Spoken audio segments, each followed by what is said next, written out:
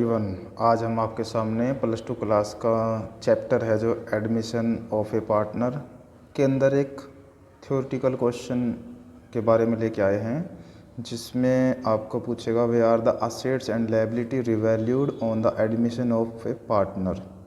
एक साझेदार के प्रवेश के समय संपत्ति तथा दायित्व का पुनर्मूल्यांकन क्यों किया जाता है? With the help of imaginary figure. काल्पनिक सहायता की काल्पनिक मदों की सहायता से हमें क्या करना है? रिवैल्यूएशन अकाउंट, प्रेपरेरी रिवैल्यूएशन अकाउंट, पुनर्मूल्यांकन खाता बनाना है।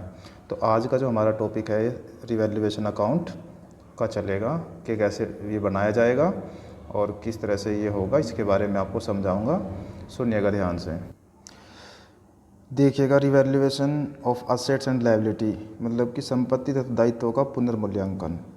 नया साझेदार फर्म में प्रवेश से पूर्व, मतलब कोई भी पार्टनर है, जब नया पार्टनर एडमिशन करेगा उससे पहले इस बात से वो खुद संतुष्ट या फिर सेटिस्फाई होना चाहेगा कि जो बैलेंस शीट है कंपनी की या फर्म की, उसमें दिखाई गई असेट्स और लायबिलिटी का मूल्य सही है या नहीं। क्या पता उसको गलत मूल्य दिखा दिया हो।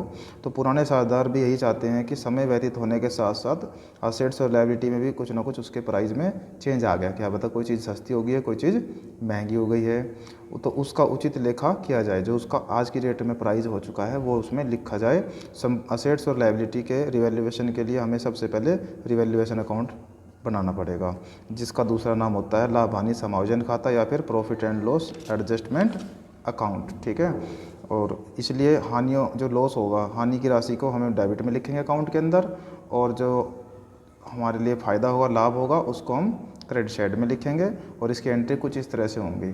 तो मैं आपको बता रहा हूँ, एंट्रियों को ध्यान सुने। सबसे पहले है कि decrease in the value of assets. Assets का प्राइस है जो डिक्रीज का मतलब कम होना। असेट्स हमारी एक संपत्ति है, अगर वो कम हो जाएगी तो हमारे लिए लॉस है। ठीक है। और असेट्स का बैलेंस डेबिट होता है। क्या होता है? डेबिट। और अगर लॉस हो रहा है तो इसको कम करना, मतलब तो डेबिट की बजाय इसको क्रेडिट में लिखेंगे। तो एंट्री आपकी इस तरह से बनेगी कि यहाँ पे आप लिखेंगे रिवैल्यूएशन अकाउंट डेबिट टू उस असेट्स का नाम। ठीक है। बिल्डिंग, फर्नीचर, मशीन, कुछ भी असेट्स आपकी हो सकती है। और यहाँ पे आप अमाउंट फिल कर देंगे अकॉर्डिंग टू क्वेश्चन होगा। अभी तो हम आपको सिर्फ बता ही रहे हैं कैसे कैसे क्या करना है। उसके बाद असेट्स की वैल्यू बढ़ भी सकती है, तो इसको लिखेंगे आप increase in the value of assets. अगर असेट्स की वैल्यू बढ़ेगी तो असेट्स का बैलेंस डेबिट होता है, ध्यान रखना। तो डेबिट साइड में लिखेंगे असेट्स को। तो एंट्री बनेगी assets account debit to revaluation account. उसके बाद ये तो हुआ असेट्स के बारे में बात।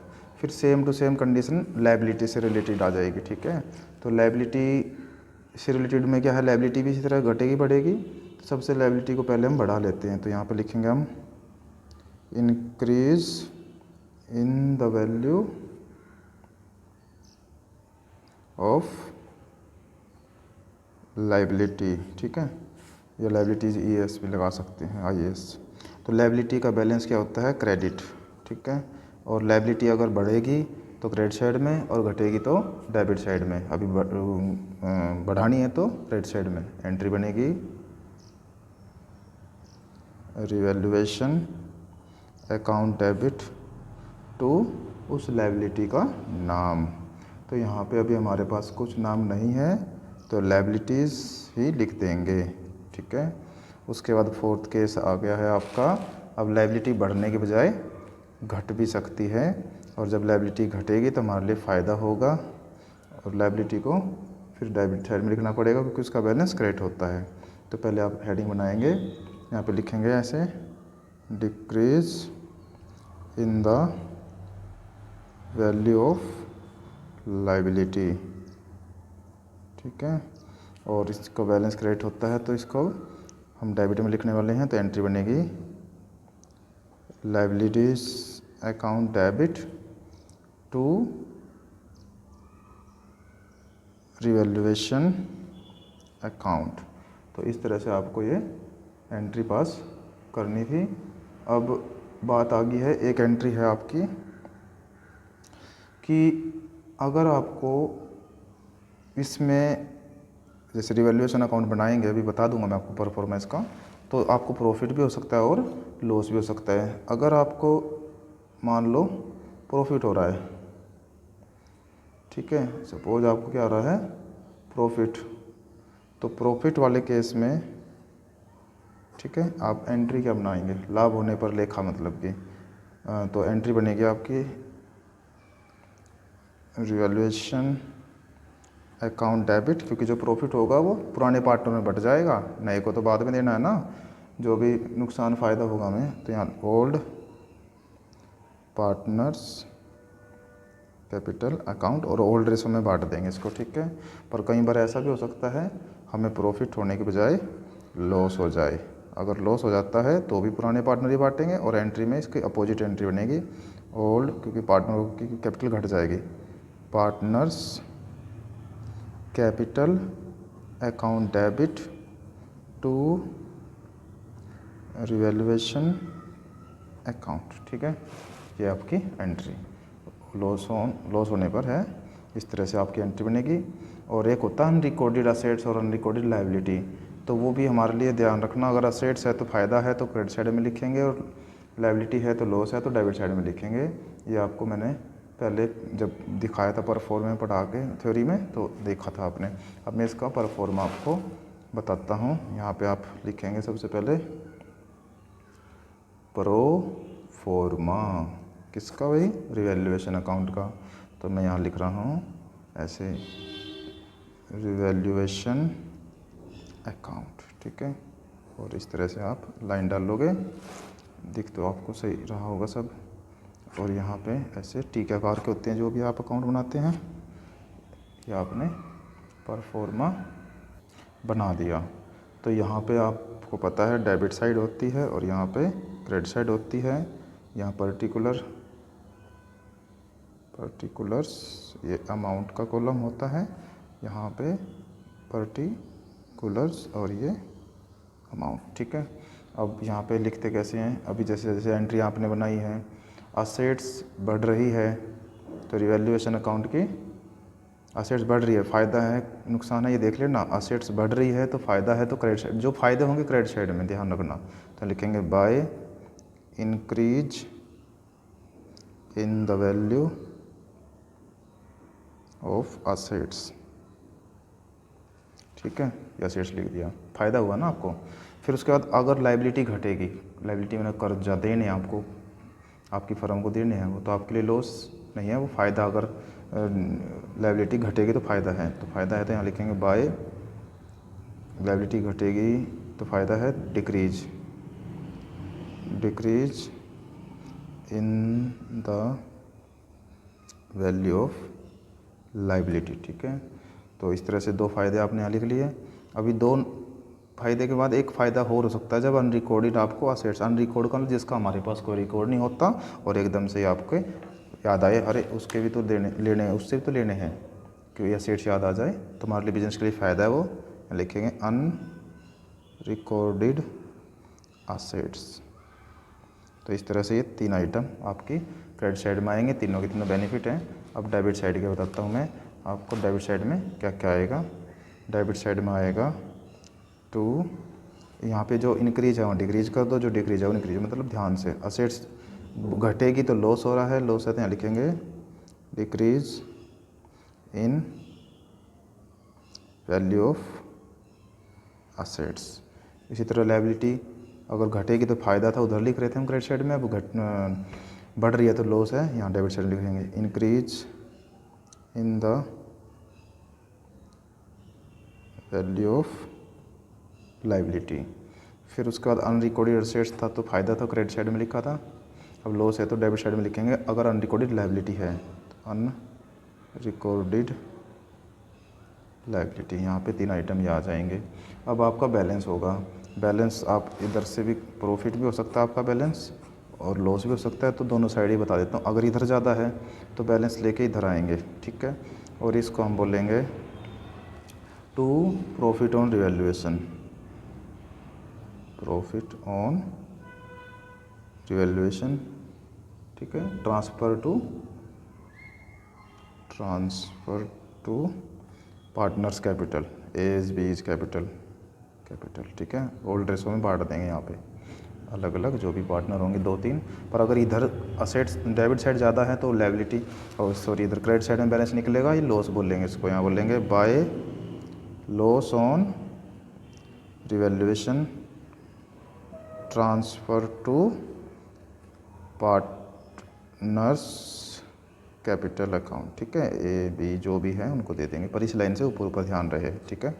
तो इस तरह से आपने रिवैल्यूएशन अकाउंट का परफॉर्मा विद एंट्री अच्छी तरह सीखा। ये 8 नंबर की थ्योरी में आ जाता है हरियाणा बोर्ड के, तो आप बड़े ध्यान से इसको समझे करें।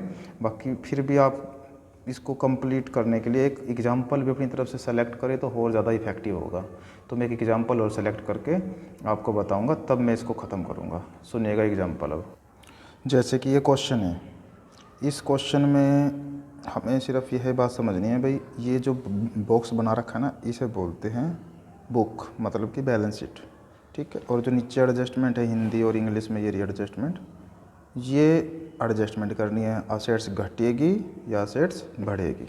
तो असेट्स या लायबिलिटी घटेगी बढ़ेगी वो यहाँ एडजस्टमेंट की और बैलेंस शीट की कंपैरिजन करके पता लगेगा। तो ये है आपका रिवैल्यूएशन अकाउंट की मेन बात। तो करते हैं स्टार्ट। यहाँ पे हमें पता चल रहा है कि भाई ये है सब कुछ, पर मेन हमें ये पढ़ना है कि एडजस्टमेंट रिवैल्यूएशन अकाउंट के लिए कौन कौन सी है ज़रूरी। पढ़ते हैं हम।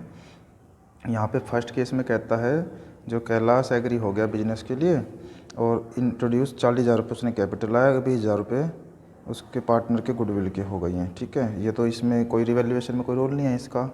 उसके बाद है फिर एक न्यू प्रॉफिट शेयरिंग रेशो 2:1 है, तो न्यू रेशो का भी हमें कोई काम नहीं इसमें।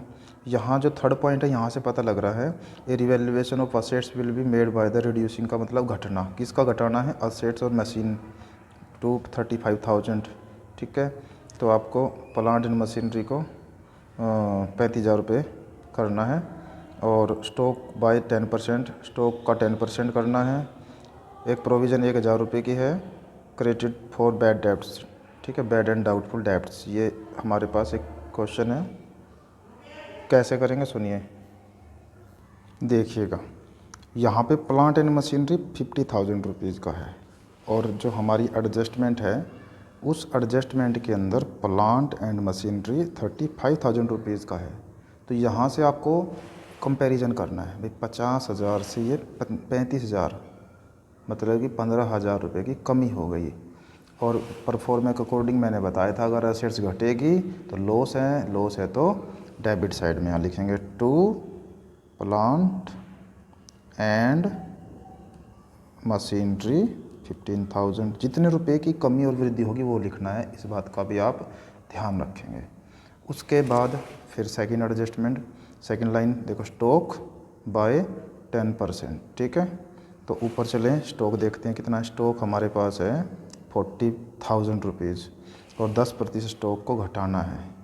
बाबू जी घटाना कहाँ लिखा है, कम कहाँ, ये ऊपर लिख रखा है ना, सबके लिए ही उसने बोला होगा, रिड्यूसिंग का मतलब कम करना है।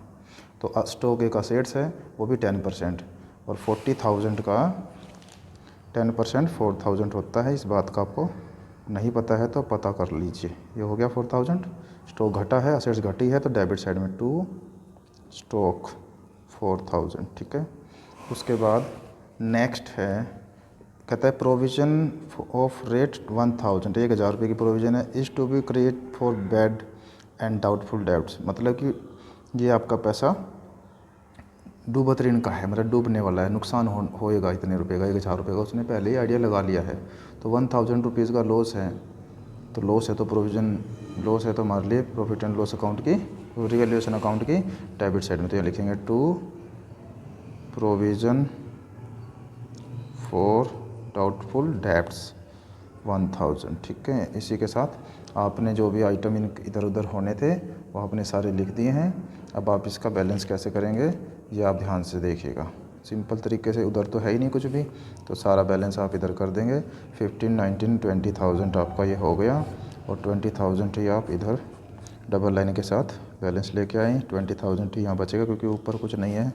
इसको बोलेंगे by loss on revaluation transfer to partner का नाम क्वेश्चन में है जो विमल और निर्मल है, तो विमल और निर्मल, वी और एन से मैंने लिख दिया। और रेशो में दिखा देता हूँ आपको क्वेश्चन में। ये रहा रेशो हमारा 3:2 है। तो हम इस 20,000 को 3:2 में डिवाइड करेंगे, तो 3/5 और 2/5 आप करेंगे, तो यहाँ पे आ जाएगा 12,000 और यहाँ आ जाएगा 4,000, सॉरी यहाँ पे आ जाएगा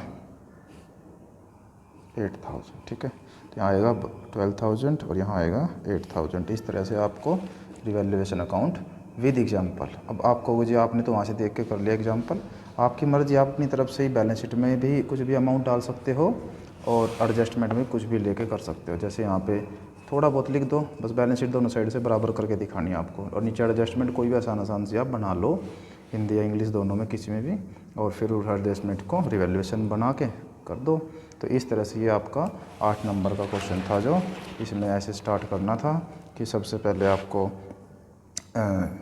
उसके बारे में बताना था रिवैल्यूएशन अकाउंट के, फिर उसकी जर्नल एंट्री के बारे में बताना, फिर उसका परफॉर्मा बनेगा, फिर उसके बाद लास्ट में क्या बनेगा, रिवैल्यूएशन अकाउंट, एक अपनी तरफ से एग्जाम्पल मान के। और इस तरह से पूरे ये 8 नंबर की थ्योरी आने का आपका चांस है। अच्छी तरह से इसको करना।